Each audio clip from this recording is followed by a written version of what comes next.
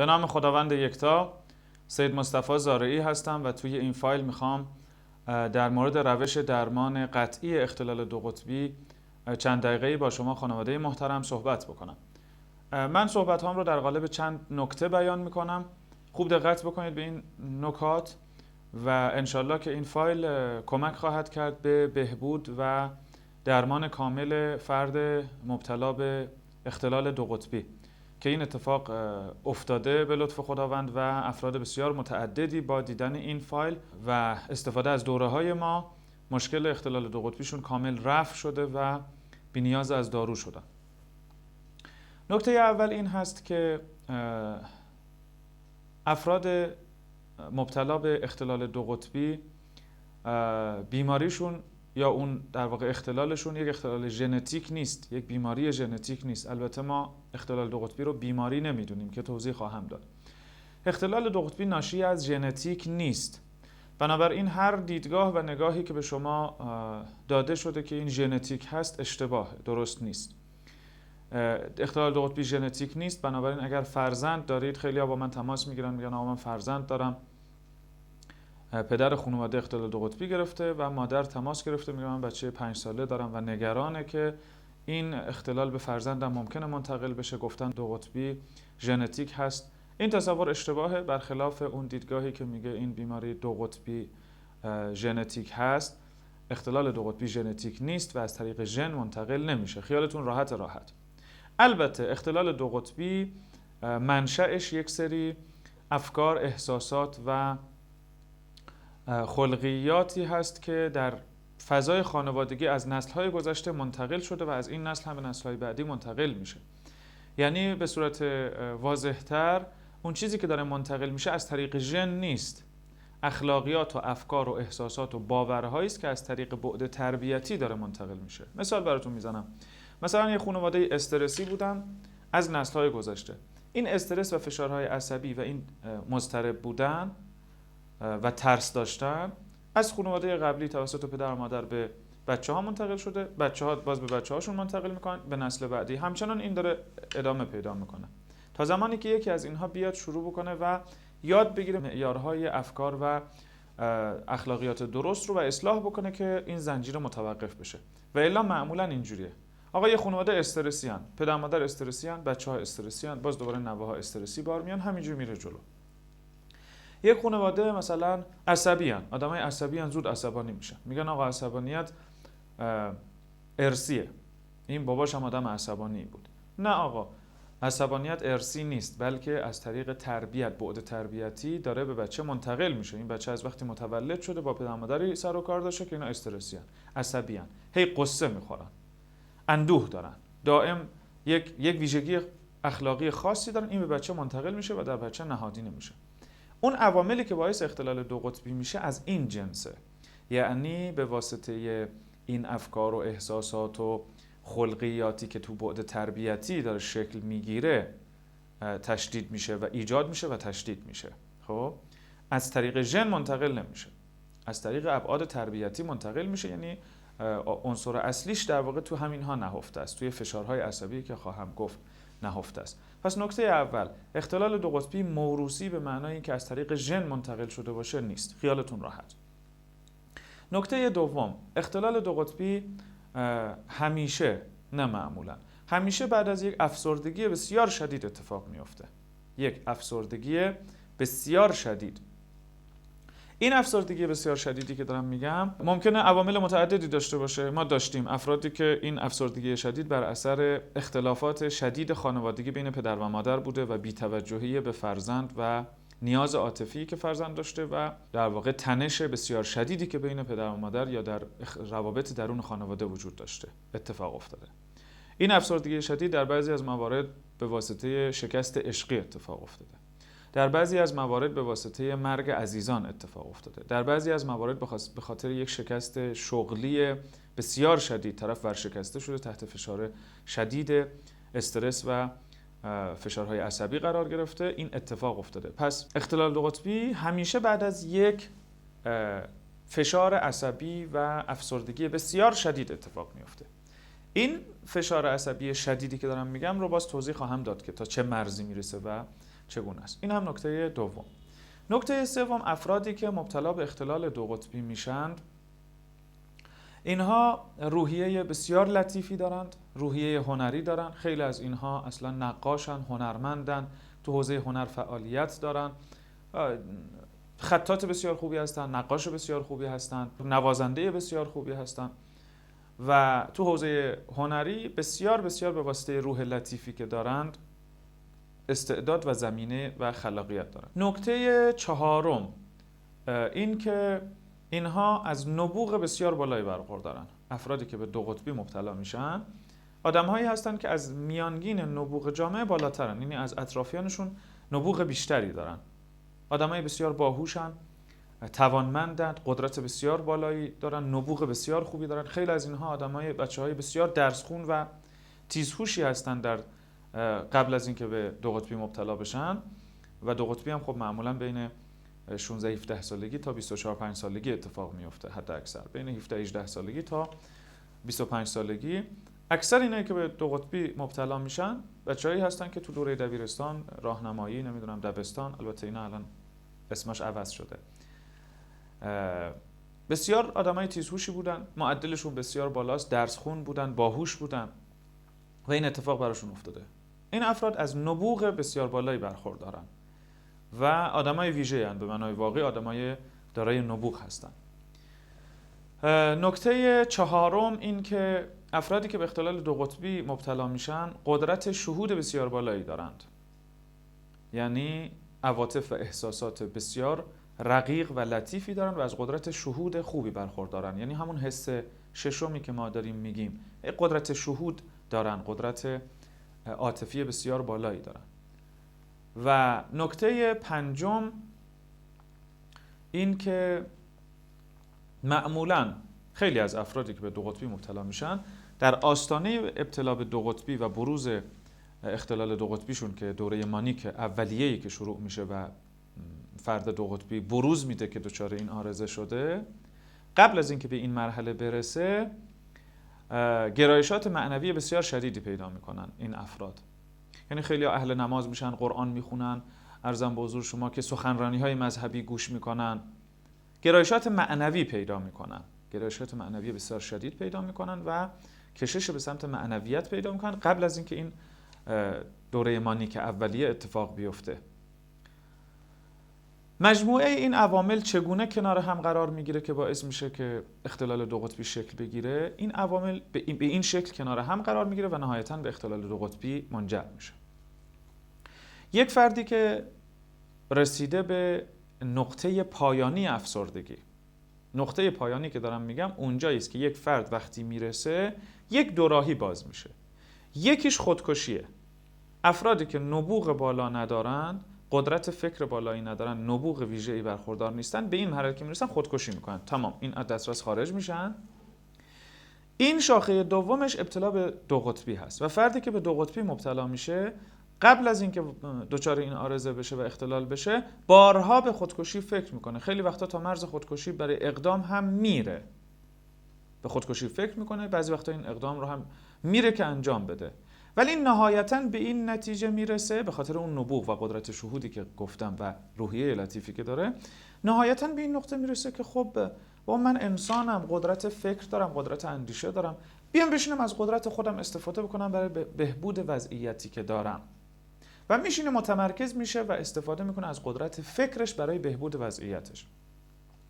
تو این مرحله، یعنی دقیقاً مرحله قبل از این که مانیک ظهور بکنه و بروز بکنه این اختلال دو قطبی، تو یک بازه زمانی کوتاه که البته این استفاده از این قدرت فکر و تلاش و این افکار مداوم و پشت سر هم برای بهبود وضعیت از مدت‌ها قبل شروع شده بوده، از مدت‌ها قبل شروع میشه و توی یک بازه زمانی کوتاه فرد مبتلا به دو قطبی، فردی که هنوز بروز نداده، یک دفعه می‌بینید تمام رفتاراش بهبود پیدا کرد، حالش خوب شد، نمیدونم عرضم به حضور شما که دست از مثلا احیانا اگر خشونت داشته یا پرخاشگری داشته بر می‌داره، خیلی مهربان میشه، صمیمی میشه، تلاش میکنه که اشتباهاتش رو جبران بکنه، روابطش با پدر مادرش بسیار خوب میشه، با اطرافیانش بسیار خوب میشه، نگاهش عوض میشه و اصلا همه متعجب میشن که این چه اتفاقیه که افتاده، چقدر این خوب شده، چقدر، و همه خوشحالن.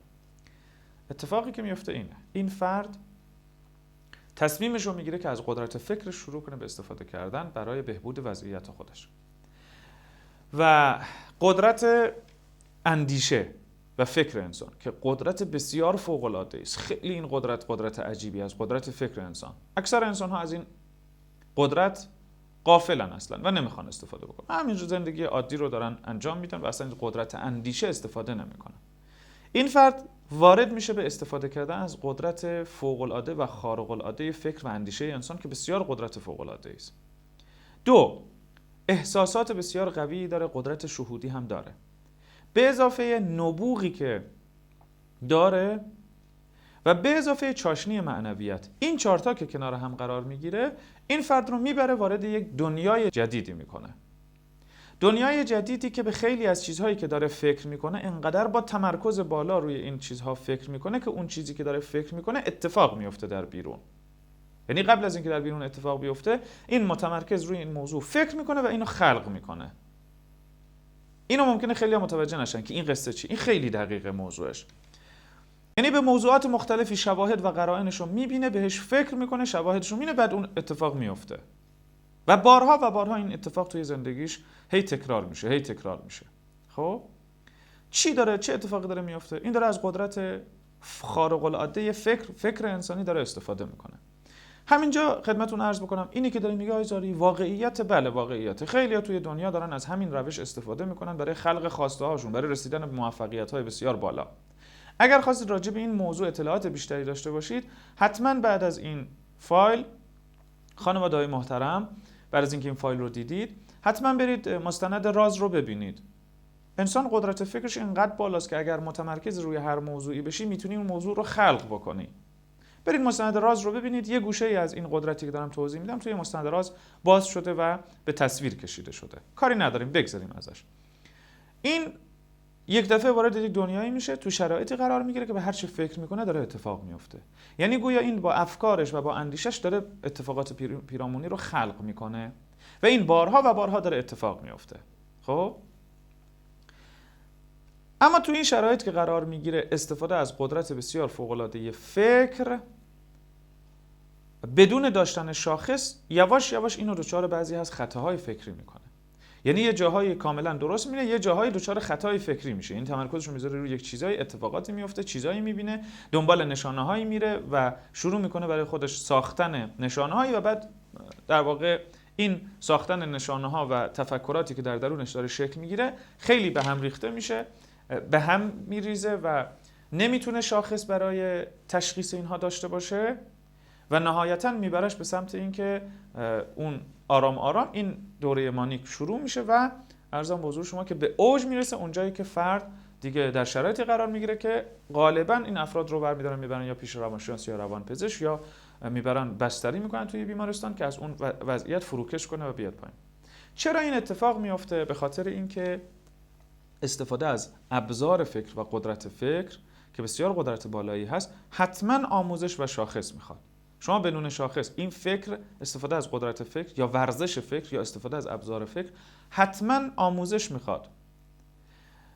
ورزش فکر دیگه، شما در ورزش‌های جسمی و فیزیکی اگه بخواید ورزش بکنید، خب ورزش معمولی بخواید بکنید، خب صبح میرید 1 رو 20 دقیقه میدوید، ورزش میکنید، نرمش میکنید، برمیگردید، هیچ اتفاقی هم برای شما نمیفته.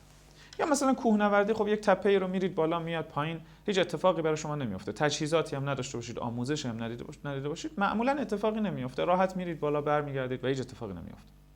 اما اگر بخواید ورزش حرفه‌ای انجام بدید، مثلا بخواید فوتبال حرفه‌ای انجام بدید، وزنه برداری حرفه‌ای انجام بدید، کوهنوردی حرفه‌ای انجام بدید، نمیتونید همینجوری بدون آموزش و تجهیزات حرکت کنید و برید و مثلا اورست رو فتح کنید برگردید.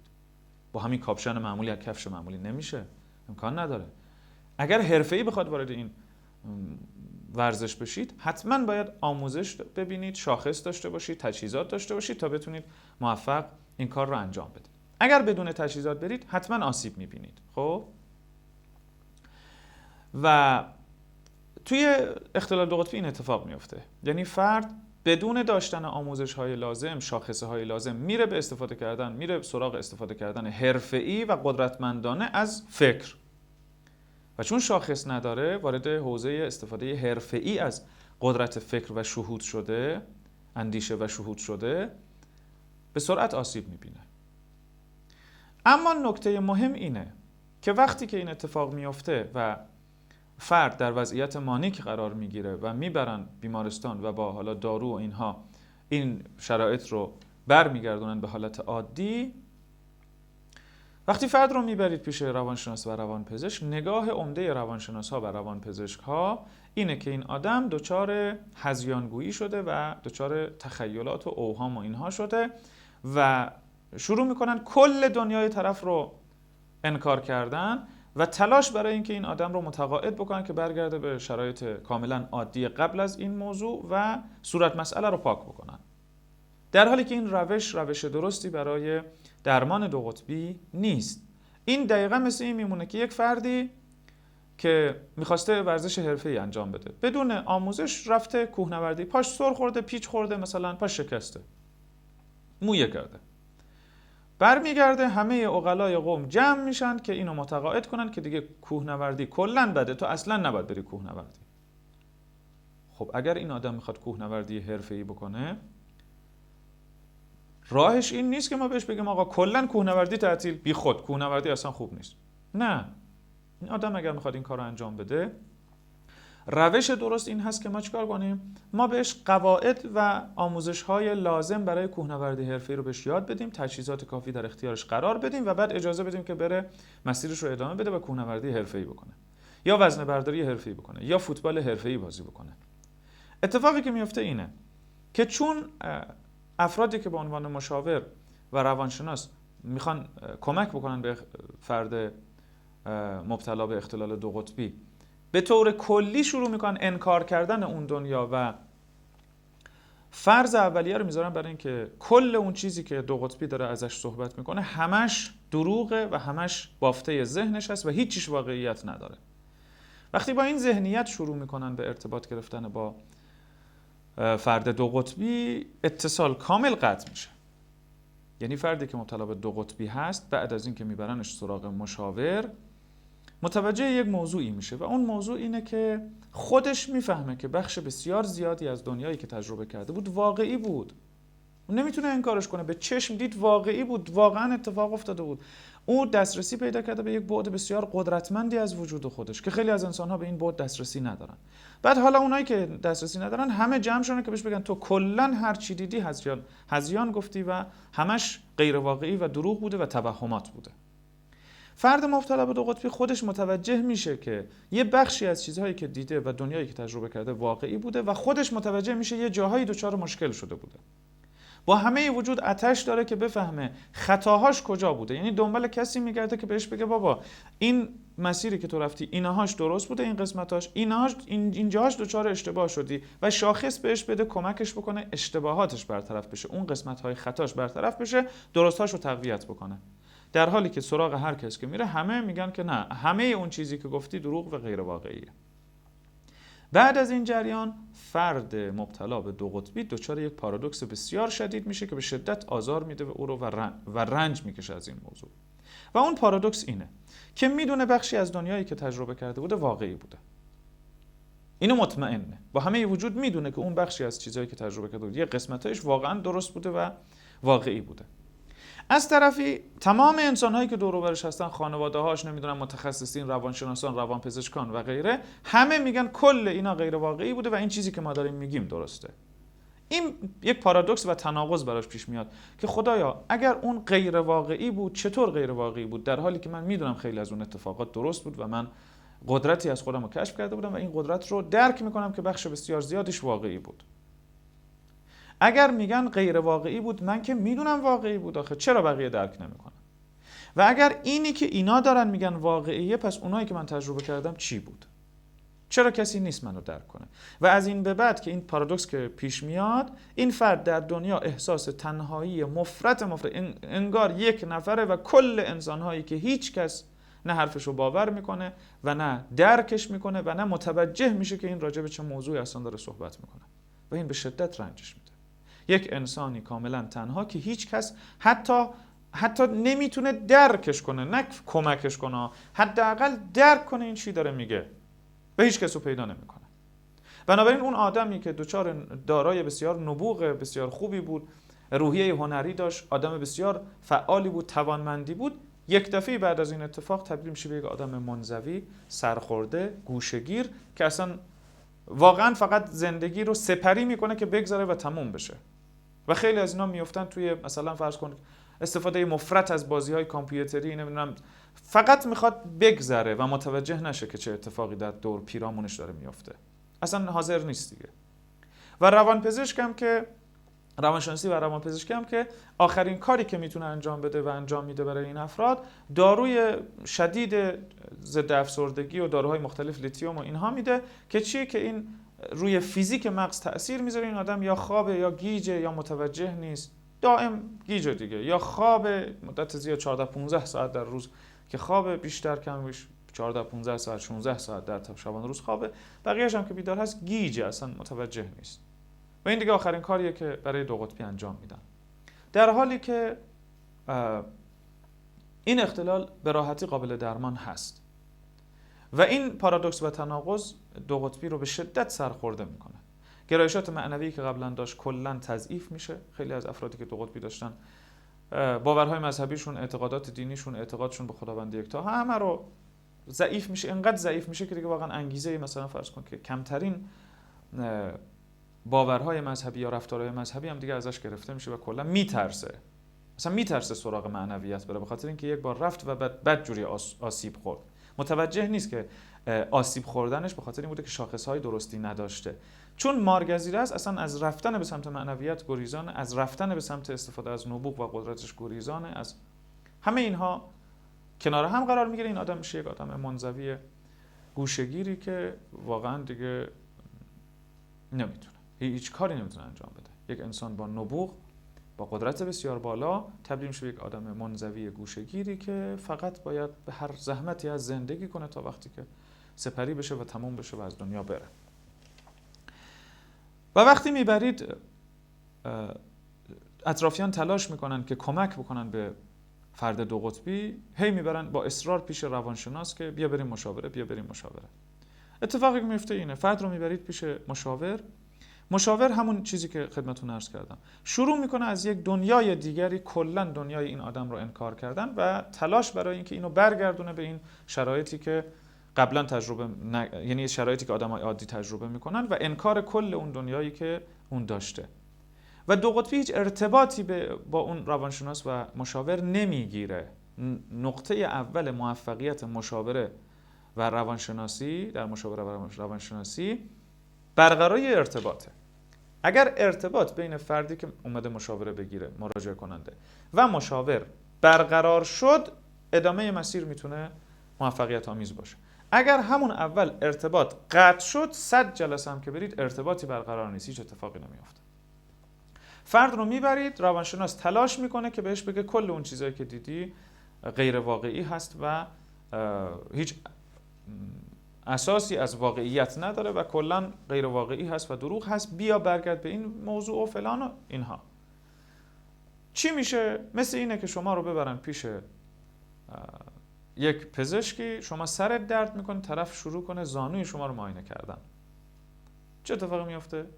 به محض اینکه این کار انجام بده، شما برمیگردین با مثلا سرم درد میکنه، آخه تو زانوی منو داری معاینه میکنی. ارتباط قطع شد.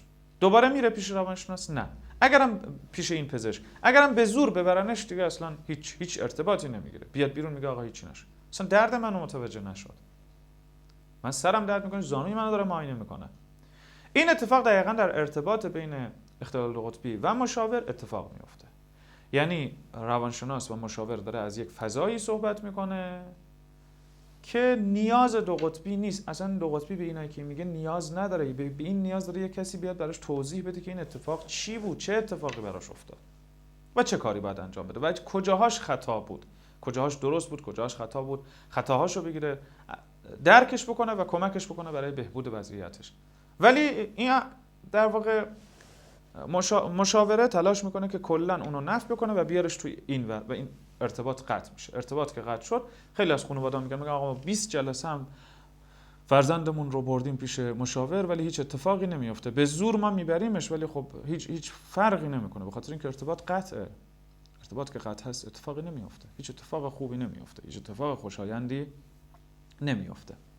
حالا روش ما چی هست؟ ما چی کار داریم انجام میدیم؟ اولا این اختلال درمان قطعی داره، درمان قطعی بدون دارو، اصلا نیاز به دارو نداره، اصلا نیاز به دارو نداره، چون منشأ این اختلال یک سری ابهامات و سوالات فکریه که این اتفاق رو، خطاهای فکری و ابهامات و سوالات فکریه که این مشکل رو ایجاد کرده. و فکر که فیزیک نیست که ما دارو بدیم رو مغزش تأثیر بذاره فعلا بخوابه گیج بشه، اینا که مشکل رو حل نمیکنه که. و بعدم میگیم تا آخر عمر باید مصرف کنه داروهاشو. چرا این حرف رو میزنیم؟ به خاطر اینکه به این قسمت افکار و احساساتی که طرف باید اصلاح بشه دسترسی نداریم، شروع میکنیم از مغز به بعد تاثیرگذاری کردن و با فیزیک حل کردن قصه. اصلا قصه فیزیکی نیست، مغز این آدم مشکلی نداره که، مغزش مشکلی نداره، مثل آدمای عادی داره زندگی میکنه، هیچ مشکلی نداره. باید چه اتفاقی بیفته؟ باید اون منشأ فکری و احساسی و عرضم حضور شما که خلقی که باعث شده این مشکل به وجود بیاد برطرف بشه. یعنی ابهامات برطرف بشه، اون دنیایی که تجربه کرده قسمت‌هایش که درست بوده بیان بشه، قسمت‌هایی که دچار خطا شده بیان بشه، شاخص بهش داده بشه و بهش کمک بکنیم که این قصه حل بشه.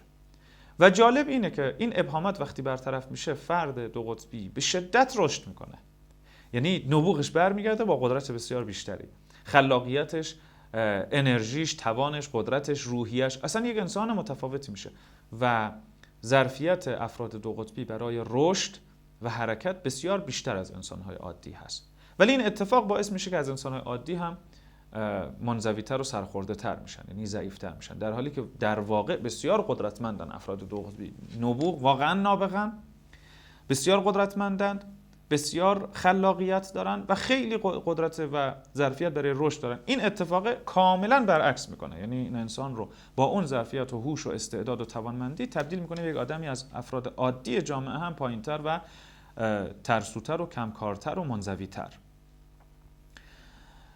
کاری که ما انجام میدیم اینه، با توجه به مطالعات بسیار دقیقی که روی اون حوزه انجام دادیم و کارهای تخصصی که تو اون حوزه انجام شده، میایم روی منشأ افکار و احساسات خطاهای فکری طرف رو میگیریم، کمکش میکنیم، ابهاماتش رو جواب میدیم، یکی یکی ریز تخصصی و دقیق ابهامات رو برطرف میکنیم و بهش کمک میکنیم که خطاهاش گرفته بشه.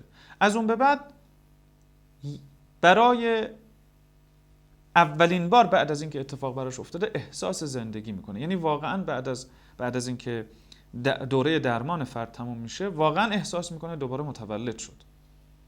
افراد متعددی که دوره درمان ما رو استفاده کردن و دورهشون تموم شده برگشتن گفتن آی زاری خدا خیر بده، واقعا من دوباره متولد شدم، گویا من دوباره متولد، تو منو زنده کردی، من مرده بودم و دوباره احساس زندگی میکنم و تولدی دوباره رو دارم تجربه میکنم. افراد متعددی دارن از این دوره استفاده میکنن به لطف خداوند. تا الانی که دارم با شما صحبت میکنم آخرین نفری که از دوره ما استفاده کرده، دوره اختلال دو قطبی ما، و درمان شد وضعیتش به طور کامل، یک خانمی بود که پزشک بود، خودش پزشک عمومی بود، با ما تماس گرفت، حدود 1.5 ساعت با ما چالش کرد، بحث کرد و مبانی علمی موضوع ما رو در واقع سوال کرد و من براش توضیح دادم کامل. بعد از 1.5 ساعت کاملا متقاعد شد، در حالی که خود ایشون میگفت که من همه اساتیدم منو ویزیت کردن، دیدن و همه بالاتفاق میگفتن که دو قطبی یک بیماری هست و اختلالی هست که تا آخر عمر باید میمونه و هیچ راه گریزی نداری و فقط باید دارو مصرف بکنی تا آخر عمر. و من هم به عنوان پزشک به هر حال اعتماد کرده بودم به اونچه به من گفته شده بود. ولی از دوره ما که استفاده کردن ایشون در کمتر از 2-3 ماه کلن این اختلال برطرف شد، داروهاشون قطع شد، نیازی به دارو ندارن، تا مادامی که از این شاخص‌ها استفاده بکنن ابهامات فکریشون برطرف شد، تمام مسائلی که سالها ایشون رو آزار داده بود و رنج کشیده بودن از این قصه برطرف شد و به لطف خداوند مجدداً به زندگی کاملا عادی، نه تنها کاملا عادی که خیلی فراتر از زندگی عادی که انسان‌های دیگه انجام میدن، ایشون در حال فعالیت داره کارش انجام میده، بسیار شاد، سرزنده، با نشاط و سالم و تندرست در همه ابعادش، هم روحی و هم جسمی، کاملا مشکلیشون برطرف شد. و افراد متعددی دیگری. این آخرین موردی بود که من براتون مثال زدم. توی این مدل 2 تا کار باید انجام بشه. یعنی اگر خواستید از روش ما برای درمان قطعی اختلال دو قطبی استفاده بکنید، باید 2 تا کار انجام بشه. یک، لطفاً نگاهتون رو، این کار اولی که باید انجام بدید وظیفه خانواده ها هست. خانواده محترم، لطفاً نگاهتون رو نسبت به فرد مبتلا به دو قطبی از نگاه به عنوان یک انسان روانی که هذیان میگه و هنوز آثار مثلا هذیان گوییش هست، به عنوان یک انسانی که روانی هست نگاه نکنید. این بدترین آسیبی هست که شما دارید به این فرد میزنید. فردی که مبتلا به دو قطبی هست. واقعا فرد مبتلا به دو قطبی بیمار نیست، روانی نیست، باور کنید نیست، یک انسان عادیه. یه سری خطاهای فکری و ابهامات فکری براش پیش اومده. مگه ماها خطای فکری نداریم؟ مگه ما ابهامات و سوالات ذهنی متعدد نداریم؟ این آدم کاملا یک انسان سالمه. یه سری خطاهای فکری و ابهامات فکری در او شکل گرفته که باید پاسخ داده بشه. همین. بعد خانواده و اطرافیان بعد از اینکه این اتفاق میفته، مثلا طرف بستری میشه یا برای اولین بار میبرن پیش روانشناس و روانپزشک و دارو میگیرن، از اون به بعد یک گوشه ذهن همه آدم ها و در پشت نگاهی که به این آدم دارن، فرد مبتلا به دو قطبی از نگاه اینها میفهمه که همه به عنوان روانی باش دارن تعامل میکنن و بهش نگاه میکنن و این بسیار عذاب دهنده و آزار دهنده است. یعنی هیچ چیز دو قطبی رو به اندازه این یک موضوع عذاب نمیده که در پشت خطوراتی که انسان‌ها دارن با نگاهشون دارن از خطورات ذهنیشون نشون میده که به عنوان یک فرد روانی بهش نگاه میکنن. این نگاه رو بردارید. اگر فرزندتون هست، همسرتون هست، چه میدونم برادرتون هست، خواهرتون هست فرد مبتلا به دو قطبی، این انسان سالمه، باور کنید سالمه. نگاهتون رو از نگاه به یک انسان روانی بردارید. این به شدت تحت تأثیر قرار میده و اذیت میکنه فرد مبتلا به دو قطبی رو و روند بهبودش رو هی به تأخیر میندازه، چون یک منشأ بسیار شدیدی از فشار عصبی به فرد تحمیل میکنید که این خودش منشأ ادامه پیدا کردن اختلال دو قطبی میشه. این نکته اولی که خانواده ها باید انجام بدن. و نکته دومی که باید انجام بدید اینه که لطفاً منشأ این فشارهای عصبی که به این فرد تحمیل شده، اگر منشأش اختلافات خانوادگی و مسائل درون خانوادگی بوده، حلش کنید. معمولا اتفاقی که میفته اینه که فرد وقتی که به این عارضه مبتلا شد، یک دفعه خانواده دچار شوک میشه و برای یک مدت کوتاهی، اگر اختلافات زناشویی است، پدر و مادر مشکلاتی دارن یا هر مسئله‌ای هست یا تحقیر میکنن بچه رو یا رفتارشون با بچه نادرست هست، برای یک مدت کوتاهی دچار شوک میشن و رفتارشون رو اصلاح میکنن. یک بازه زمانی کوتاهی، به محض اینکه بچه قرص میخوره و یکم از اون وضعیت خارج میشه، دوباره باز برمیگرده روز از نو، روزی از نو.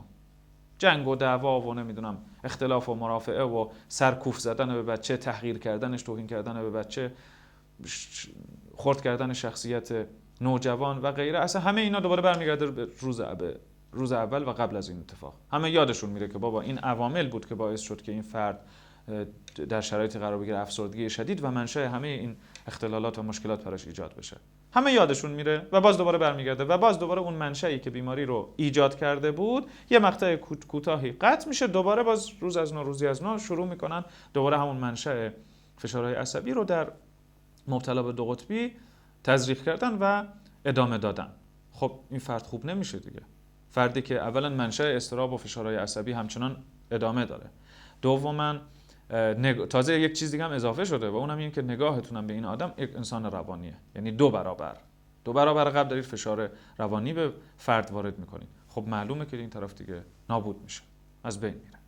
اولین کاری که انجام میدید، یک، نگاهتون رو از فرد به دو قطبی به عنوان یک روانی وردارید. این انسان کاملا سالمه، هیچ مشکلی نداره. یه سری ابهامات و سوالات و خطاهای فکری داره که باید رفع بشه و این رفع میشه. پس این وظیفه اول خانواده ها. وظیفه دوم این که فضای خانواده رو آرام کنید از این تشنجی که اگر وجود داره، اگر منشأش فشارهای خانوادگی هست. حالا بعضی وقتا منشأش چیزای دیگه است که گفتم، مثلا شکست عشقی از دست دادن یک عزیز هست یا مسائل شغلی و غیره است، اونا رو کاری ندارم. ولی اگر منشأش منشأ اختلافات خانوادگی و فشارها و تنش‌هایی که در خانواده بوده و منتقل می‌شده به این فرد، اگر این منشأش هست، اینو لطفاً حلش کنید دیگه. بشینید، میخواد خودتون برید پیش روانشناس، برید حل کنید، موضوعتون رو برطرف کنید، فضای خانواده رو آرام کنید که اولین عامل تنش از بین بره. و دو، یک، اون نگاه رو عوض بکنید و دو، فشارها و تنش‌های خانوادگی رو رفع بکنید، اختلافات رو برطرف بکنید که این فشار کم بشه و کاهش پیدا بکنه. این دوتا کار خانواده است که باید انجام بدن و یک کاری هم ما باید انجام بدیم. ما به صورت تخصصی توی دوره ها کمک میکنیم که این اختلال برطرف بشه با شاخصهای ویژه‌ای که خودمون داریم، با کالبدشکافی ریز و دقیق افکار و احساسات طرف و شاخص دادن و رفع ابهامات و سوالاتی که سالها این فرد رو اذیت کرده و آموزش در استفاده از افکار و فیلتر کردن افکار درست و غلط. اینها کار ماست دیگه، این حوزه تخصصی ماست. ما این رو به لطف خداوند انجام میدیم و بعد از این دوره‌ای که ما در واقع شروع میکنیم و به پایان میرسونیم، برای همیشه این فرد آزاد میشه و شاخص دستش میاد، مثل کسی است که دیگه حالا آموزش تخصصی مثلا کوهنوردی یاد گرفته یا فوتبال یا وزنه‌برداری و اینها رو یاد گرفته. از این بعد دیگه با خیال راحت میده و کارش انجام میده و دیگه آسیب نمیبینه. خیالش راحته چون شاخص داره، میتونه هر جا که رسید از این ابزارهاش، از این آموزشاش استفاده بکنه برای اینکه از یک وضعیتی عبور بکنه و دچار چالش و خطا نشه. به هیچ وجه نگران نباشید، واقعا این عارضه و اختلال قابل درمان هست. فقط آخرین نکته رو خدمت شما عرض بکنم و اون آخرین نکته اینه که دوره ما در شرایطی که فرد در وضعیت مانیک قرار داره جواب نمیده. یعنی تو اون شرایطی که دیگه این فشار به حد اکثر رسیده و طرف به هم ریخته و دیگه افکارش کاملا پریشان هست و در گفتارش هم این پریشانی و تزلزل و به هم ریختگی گفتار نمایان شده، تو اون شرایط جواب نمیده. قبلش باشه جواب میده. قبلش که البته کسی متوجه نمیشه، کسی متوجه نیست که این چه اتفاقی داره میفته. در اون شرایط جواب نمیده. اگر در اون شرایط قرار گرفته، حتما باید با دارو از اون وضعیت مانیک فروکش بکنه، تو شرایطی قرار بگیره که طرف به دنبال این هست که خطاهای قبلیش رو در بیاره. یعنی برگرده به یک شرایط نرمالی که پذیرش داشته باشه، قدرت تمرکز داشته باشه، توان ارتباط گرفتن با ما داشته باشه. اونجا ما میتونیم کمک بکنیم. ولی در شرایط مانیک حتما این مشاوره جواب نمیده دیگه. وقتی تو شرایط مانیک قرار گرفته، تو شرایط اضطراری هست، حتما بعد از دارو استفاده بشه، طرف بیاد توی شرایط عادی قرار بگیره. وقتی در شرایط عادی قرار گرفت، اون وقت ما به راحتی میتونیم کمکش بکنیم و خطاهاش رو برطرف بکنیم. اینم آخرین نکته‌ای که خواستم یادآوری بکنم. اگر در این شرایط قرار گرفته فردی که در خانواده شما هست، یعنی دوره مانیک بردید، دارو تجویز شده، مصرف کرده و الان در شرایط عادی قرار داره، این فایل رو که ملاحظه کردید حتما برای فرد مبتلا به دو قطبی بذارید. با من مستقیم تماس نگیرید. خب چون با منم که تماس بگیرید، اولین چیزی که به شما خواهم گفت اینه که این فایل رو و این کلیپ رو به خود فرد مبتلا نشون بدید. اگر ارتباط گرفت با این محتوا و احساس کرد که شما دیگه تا حالا بردید پیش مشاورهای متعدد فرد مبتلا رو بردید و با هیچ کس ارتباط نگرفته و هیچ رغبتی هم نداره و خیلی وقتا به زور میبریدش دیگه، فقط محض دل شما میاد و الا ارتباطی نمیگیره، رغبتی نشون نمیده برای رفتن، اشتیاقی نداره برای رفتن پیش روانشناس و روانپزشک. اگر این کلیپ رو مشاهده کرد، بعد از اینکه این کلیپ رو خودتون مشاهده کردید، این کلیپ رو و این محتوا رو حتما در اختیار فرد مبتلا قرار بدید. اگر با این کلیپ ارتباط برقرار کرد و اشتیاق درش ایجاد شد و گفت که من این آدم رو میخوام پیدا کنم و این دوره رو من میخوام استفاده کنم، این متوجه من چی دارم میگم، ارتباط اگر برقرار شد تمامه. قطعاً به لطف خداوند یکتا انشالله این محتوا به دردش خواهد خورد و دوره کاملا مشکلش رو رفع خواهد کرد و تقریبا تمام کسانی که این فایل رو میبینن، اختلال دو قطبی میبینن، با این محتوا ارتباط برقرار میکنن. یعنی واقعا گم شده خودشون رو و خودشون رو تو این محتوا میبینن.